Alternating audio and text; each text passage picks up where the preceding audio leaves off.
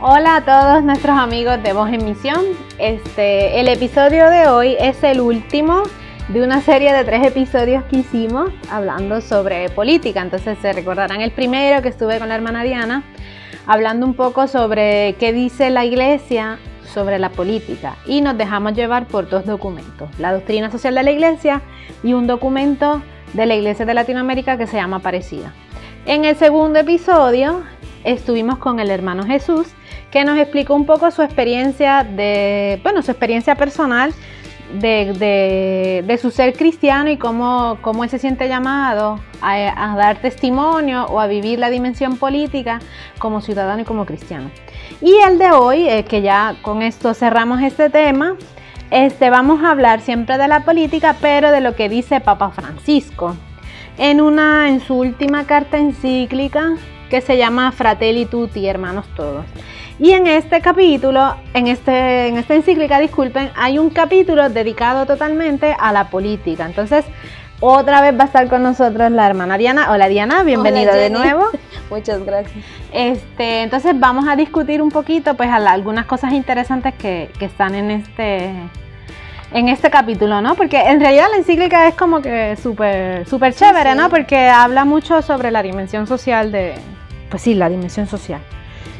Y toca entonces este capítulo de la política, ¿no? Que tiene algunos puntos que son como interesantes. Sí, también da algunas características, ¿no? Sobre los políticos o la política. Entonces vamos a intentar profundizar en ellos. Exacto. Entonces, empiezo yo aclarando 3 términos. Yo no sé si tú te acuerdas que el Papa, te estás riendo porque tenías que hacerme la pregunta y se te olvidó. Pero el Papa... No me olvidé. El Papa al inicio del capítulo comienza mencionando 3 términos. Uno era populismo, el pueblo y el inmediatismo. Inmediatismo, muy bien. Entonces, el Papa empieza hablando de estos 3 términos, tratando de definirlos, ¿no? Entonces, es interesante porque él dice que incluso con medidas que se pueden considerar o que son efectivamente populistas, a pesar de que en teoría parece que se quiere favorecer a los sectores más olvidados, en realidad, en el fondo pueden guardar un desprecio hacia estas personas. ¿Por qué? Porque el populismo prácticamente, ¿no? Según definición de diccionario, es el empleo de halagos, falsas promesas que son populares, o sea que le gustan a las personas, pero difíciles de cumplir, para convencer al pueblo y convertirlo en instrumento de la propia ambición política. Entonces, pues, ¿qué pasa, no? Pues, no sé, por ejemplo, en esta última campaña electoral, que pues alguien, no me acuerdo quién, prometió que aquí sí iban a hacer las vacunas en el Perú, ¿no? Sí iban a hacer las vacunas aquí en el Perú, y bueno, pues claro, a todo el mundo de primera intención pues le gusta la idea, ¿no? Porque claro, producimos aquí las vacunas, entonces nos podemos vacunar y todo chévere. Pero en realidad esta promesa de campaña era populista. ¿Por qué? Porque sí, era algo que a la gente le gustaba, pero que era casi imposible de cumplir, porque de hecho Perú no tiene la tecnología en estos momentos para producir vacunas. Entonces, no sé, o por ejemplo poner una planta, otro dijo que iba a poner una planta de oxígeno en cada distrito, departamento, no sé qué. Sí. Entonces, pues también, o sea, qué bonito, ¿no? Ojalá y se lograra que en todos los distritos hubiera una planta de oxígeno, pero sí, es muy difícil de cumplir. Entonces, el Papa pues explica un poco pues que sí, que existe este riesgo ahora en la política en América Latina, pero también en muchas partes del mundo, y que hay que distinguirlo de lo que es popular o de lo que es del pueblo, ¿no? Porque él dice aquí en el número 158, dice, ¿no? Ser parte de un pueblo es formar parte de una identidad común, hecha de lazos sociales y culturales. Entonces, sí, o sea, no es que ser pueblo está mal, ¿no? Porque claro, el pueblo no este grupo de personas que camina hacia un proyecto común, pero que hay que diferenciarlo por ejemplo, las organizaciones populares, ¿no? obviamente eso no es malo, ¿no? O sea, que se organicen a nivel de sociedad, en los barrios populares, las señoras de las ollas comunes, o sea, esas iniciativas son muy buenas, ¿no? Sí, de hecho dice más adelante que también crean identidad, ¿no? en la gente, y esto es favorable. Exacto, entonces estas cosas sí son chéveres, ¿no? Ahora, lo que él está acusando son estas propuestas, ¿no? Que a veces son irreales, pero que solamente es para utilizar, manipular a las personas para conseguir los votos, ¿no? Entonces, él dice también, un pueblo vivo, dinámico y con futuro es el que está abierto permanentemente a nuevas síntesis, incorporando el diferente. ¿Qué quiere decir? Que también una característica del pueblo es que es abierto. O sea que, ok, está bien, preservamos lo que es propio de nuestro pueblo, pero también estamos abiertos a las novedades o a las nuevas cosas positivas que me pueden aportar otros miembros que se van incorporando en esta sociedad, en este pueblo, ¿no? Entonces, sí, si no, como que el pueblo se enquista y no evoluciona, no progresa. Y la última, que es el inmediatismo, entonces esto lo pone como algo negativo, ¿no? Entonces, que dice que se responde a exigencias populares en orden a garantizarse votos o aprobación, pero sin avanzar en una tarea ardua y constante que genere a las personas los recursos para su propio desarrollo. Entonces es como que apagar fuego todo el tiempo, ¿no? El inmediatismo sería eso. O sea, yo, por ejemplo, pues no sé, un ejemplo, no se me ocurre, pero no sé si has escuchado este refrán de no le des un pescado a un hombre, sino enséñale a pescar. Bueno, pues más o menos es eso, ¿no? El inmediatismo sería darte el pescado y no enseñarte a pescar, mientras que la política debería abrir procesos para que las personas aprendan a pescar, ¿no? Así siendo así el ejemplo, para no irme a ejemplos muy específicos, ¿no? ¿No? El gran objetivo de la política, ¿no? Debería ser siempre permitirles a las personas una vida digna a través del trabajo, ¿no? Entonces sí, ayudar no solamente de formas inmediatas, ¿no? Qué sé yo, pues te regalo un costal de papas y ya. Y no te vuelvo a ver en 5 años, ¿no? Claro que la acción es buena, pero no ayuda. Exacto, eso también sirve, ¿no? Porque, por ejemplo, en la emergencia que tuvimos el año pasado, que tenemos del COVID, claro que hay gente que tiene necesidad y que tiene hambre, pues claro, hay que atender eso, pero no se puede quedar solo en eso. Después, pasada la emergencia, hay que abrir estos procesos para que las personas por sí mismas puedan ser parte integral de la sociedad, del pueblo, y puedan también desarrollarse, ¿no?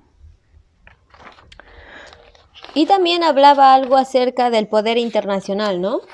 Más adelante. Sí, porque es lo que dice, ¿no? O sea, que existen organismos internacionales, que sí, la ONU y cosas así, ¿no? Entonces, pues él dice que sí, que estos organismos y todo están bien, pero que sí, que están debilitados, al igual que los estados, ¿no? Él dice que la característica de este siglo, que está empezando, es que el Estado cada vez interfiere menos en los procesos sociales, ¿no? Ni en los procesos económicos, ¿no? Entonces, por eso es que él dice que es indispensable que estas instituciones internacionales sean más fuertes y estén mejor organizadas, ¿no? Porque al final, para contrarrestar un poco este problema, ¿no? que se da a nivel mundial, ¿no? Que sí, que el Estado cada vez más tiende a intervenir menos, ¿no? En los procesos económicos, laborales, etc. Y también dice...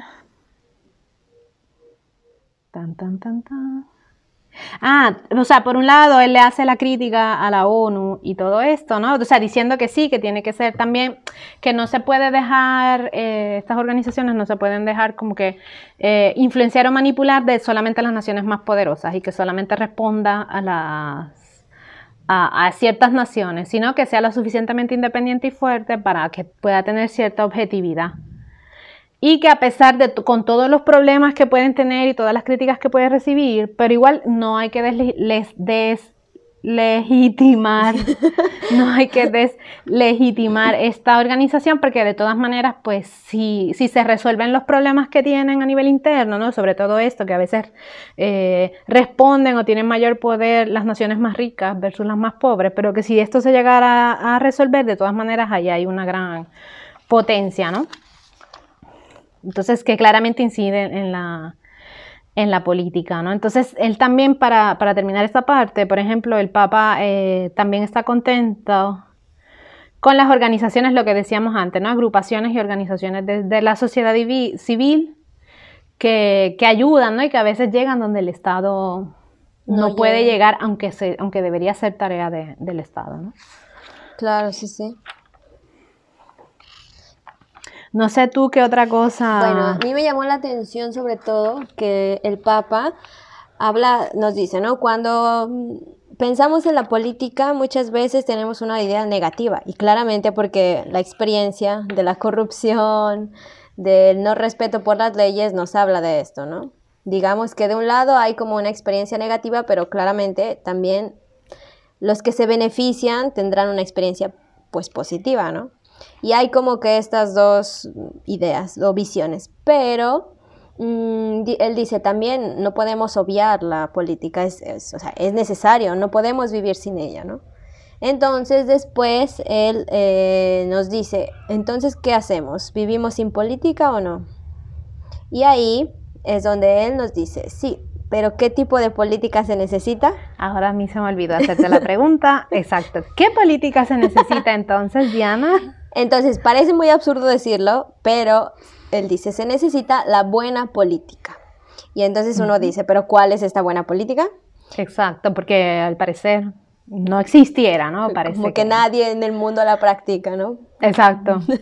Entonces él da algunas características de lo que sería la buena política, ¿no? Y una de ellas, bueno, se las menciono y después vamos, pues, si quieren, tomando algunos ejemplos, ¿no? Aquella con una visión amplia y no sectorizada, ¿no? Uh-huh. Que es algo de lo que ya tú decías, ¿no? Que tal vez se enfoca en algo demasiado general y no abarca ciertas cosas, ¿no? El Estado no llega a ciertos grupos humanos, ¿no? O quizás favorece solo, por ejemplo, al sector empresarial, ¿no? Que es un sector de la sociedad. Y bueno, y el sector agrario pues se queda de lado, ¿no? Una cosa así, ¿no? Como que claro. también puede pasar eso, ¿no? Que se enfoca a un sector y los demás pues se quedan ahí como que en el aire. Sí, al final él dice, ¿no? La política actual se deja someter por lo económico, ¿no? Se vuelve su títere, porque, por ejemplo, en este ejemplo que tú decías, conviene claramente el aspecto económico a la nación, a cualquier país. Pero si solo se queda en esto, ya no hace política, deja de existir, ¿no? Prácticamente. Entonces, después, él también habla de una política que dialogue con otras disciplinas u otras ciencias, ¿no? Ya que muchas veces, como decir, vemos muchos políticos que tienen muchas propuestas, como ya decían, ilusorias, que parecen buenas, pero al final no se encuentran los medios o no se han planteado cómo hacerlo, ¿no? Y él dice, la buena política se une a otras ciencias para poder trabajar, para poder llegar a la gente, ¿no? Claro, eso evita que hagas propuestas un poco raras, ¿no? Como, sí. Por ejemplo, siempre pienso en el que dijo que el COVID se cura con cañazo, ¿no? Entonces, sí. Pues no se cura con cañazo. Y claro, si hubiera estado a nivel interdisciplinario, o sea, si hubiera consultado con otras disciplinas, pues quizás no hubiera dicho algo así, ¿no? Tendría una idea un poco más amplia, ¿no? Que era lo que ya decíamos. Otra característica que él dice sobre la buena política es que, ahora no, o en cualquier votación o en cualquier elección de un gobernante, no es que se preocupan por las generaciones que vendrán dentro de 20 años, porque claramente él va a responder a un periodo actual. Pero él dice, es necesaria una política que se trace un proyecto a la nación, porque si no, ¿qué pasa? El gobernante actual traza su mapa de ruta y dentro de 6 años se va y deja todo botado, todo tirado, y el que viene hace lo mismo. Bota todo y vuelve a empezar. Entonces, otra vez. Las generaciones que vendrán, ¿qué tipo de nación tendrán, no? Él dice, que en la inmediatez no se necesite este pensamiento, pero sí en el futuro, ¿no? Y después habla también sobre una política que esté integrada económicamente en lo social, en lo cultural, ¿no? Que ya era lo que hemos mencionado con varios ejemplos. Y un último aspecto que él mencionaba que me parece muy importante, que genere procesos, ¿no? No solo que haga cosas inmediatas, como ya tú nos habías explicado, sino que empiece a generar, inicie procesos sociales a largo plazo. A largo plazo, ¿no? Porque al final esto quedará.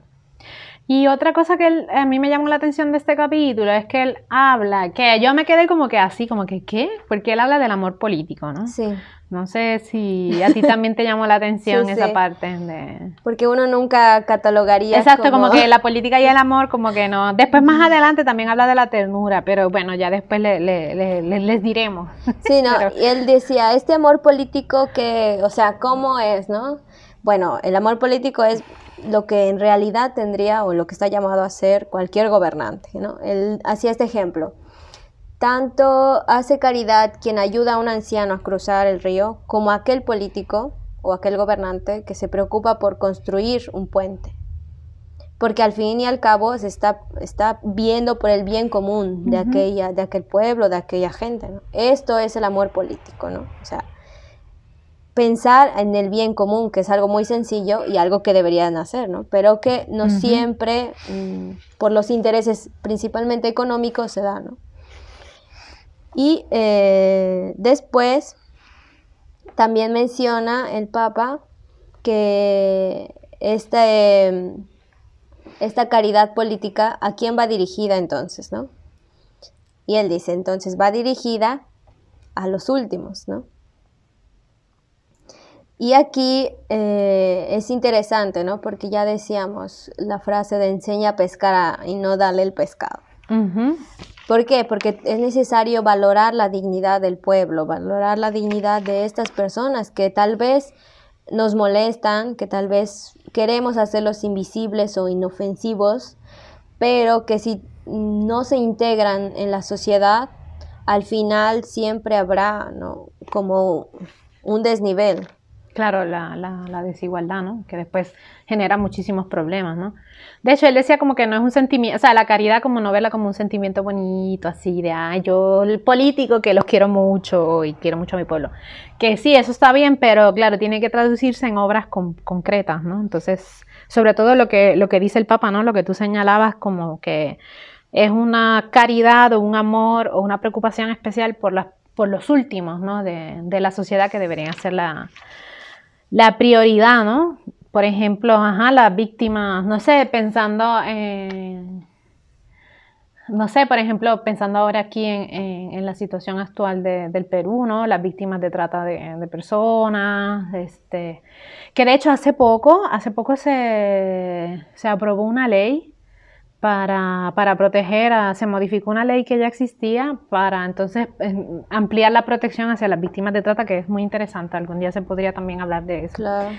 No sé, el crimen organizado, cosas así. Sí, ¿no? o también ahora ha aumentado mucho la explotación infantil, ¿no? Exacto. Que también. ya era un problema, pero que ahora se ha agudizado a causa de esta problemática, ¿no? A través de las redes sociales, sí. ¿no? Que también se captan aún más a los niños. Entonces, este amor político, esta caridad política sería no intentar solo, pero cambiar aquellas estructuras que ya no responden más a la realidad, ¿no? Que ya no hacen el bien común, sino que se quedan obsoletas al fin y al cabo, ¿no? Y sobre todo que busque que se validen los derechos fundamentales, ¿no? Y el Papa decía, sobre todo ahora el hambre, ¿no? Que mucha gente sufre, tiene esta carencia y que en el mundo se desperdicia siempre mucha comida, pero al final se queda todo así, ¿no? Como en el aire, digamos. Y yo pensaba, ¿no? No sé, cuando queremos escoger un político que nos represente, o ya que no nos represente, escoger un político porque tenemos que hacerlo, no pensamos, no nos detenemos en esta característica, ¿no? Que tenga la capacidad de una caridad política. sino que, no sé, me viene este pensamiento, que haga algo, que sí, que robe, pero que haga algo, ¿no? Porque estamos tan acostumbrados a esta forma de hacer política que ya nos parece normal, ¿no? En cambio, no debería ser así. Y también a mí me llamó la atención que él dice, pero esta tarea sí es propia de los políticos, de los gobernantes, pero no solo de ellos, porque al fin y al cabo, ¿qué política estamos nosotros transmitiendo a los pequeños, digamos, a los que están creciendo, ¿no? A los que serán los futuros gobernantes? Porque si seguimos transmitiendo la misma política sobre los intereses económicos, pues dentro de 20 años tendremos los mismos problemas de hoy. Exacto. Entonces no tiene sentido solo apuntar el dedo sobre los políticos de hoy, sino preguntarnos qué política yo transmito a mis hijos, a mis hermanos, a mis vecinos, si soy profesora o si, ¿no? Uh-huh. ¿Qué tipo de política estoy dispuesta a hacer en mi país, ¿no? También porque los que se dedican a la política son producto de la sociedad en la que viven, ¿no? Entonces, como tú dices, ¿no? También no solamente los futuros políticos, sino los futuros electores, porque bueno, si yo tengo, no sé si mis hijos, que no tengo, ¿verdad? Pero ponle por un ejemplo, ¿no? Si mis hijos me ven que a mí no me interesa la política, que soy totalmente indiferente, que no me interesa nada, bueno, pues claro, educaré futuros adultos que tampoco se interesen por estas cosas, ¿no? Que también son fundamentales. No, a mí me llama la atención porque al final del capítulo, el Papa también dice que todo político también es un ser humano. Entonces, que está llamado a vivir el amor o la caridad también en sus relaciones interpersonales cotidianas, ¿no? Y dice que, porque a veces, ¿no? También como que se tienen muchas expectativas, ¿no? También puede ser que el mismo político tenga muchas expectativas sobre sí mismo, ¿no? Y él dice, el Papa le dice, ¿no? Amar al más insignificante de los seres humanos como a un hermano, como si no hubiera más que él en el mundo, no es perder el tiempo. Entonces ahí es que él mete el tema de la ternura, ¿no? Entonces dice que en la política tiene que haber un lugar para la ternura, pero él define la ternura de una forma muy interesante porque dice que es el amor que se hace cercano y concreto. Entonces es lo que tú dices, ¿no? No solamente que se quede en algo así como que, ay, qué lindo, ¿no? Sino que tiene que ser concreto, que tiene que llevar acciones, ¿no? Entonces este amor cercano que se hace concreto. Y él dice también, ¿no? Para finalizar, que entonces significa que las acciones políticas o que los políticos no siempre tienen que lograr grandes éxitos, ¿no? Porque a veces no es posible. Claro. Sino, él dice, si logro ayudar a una persona a vivir mejor, eso ya justifica la entrega de mi vida. Esto que tú decías me hace pensar en estos políticos que hacen discursos muy subjetivos, ¿no?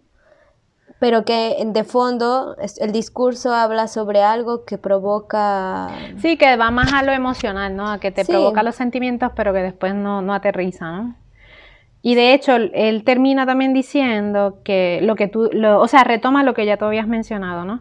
Que es una gran nobleza de parte del político, ¿no? El ser capaz de desatar procesos a largo plazo, ¿no? Cuyos frutos serán recogidos por otros. O sea que no es este político que va a resolver en 5, 6 años, 4 años, depende del país donde nos encontremos, todo, sino que es capaz de desatar unos procesos y bueno, que al final los frutos o el crédito, entre comillas, se los lleve otro, pero que sí que es importante esto, ¿no? Entonces, pues no sé, a mí me parecía como que interesante ahora que tenemos que volvernos a preparar como pueblo para la segunda vuelta que será en junio. Tener como algunas ideas, ¿no? Claro.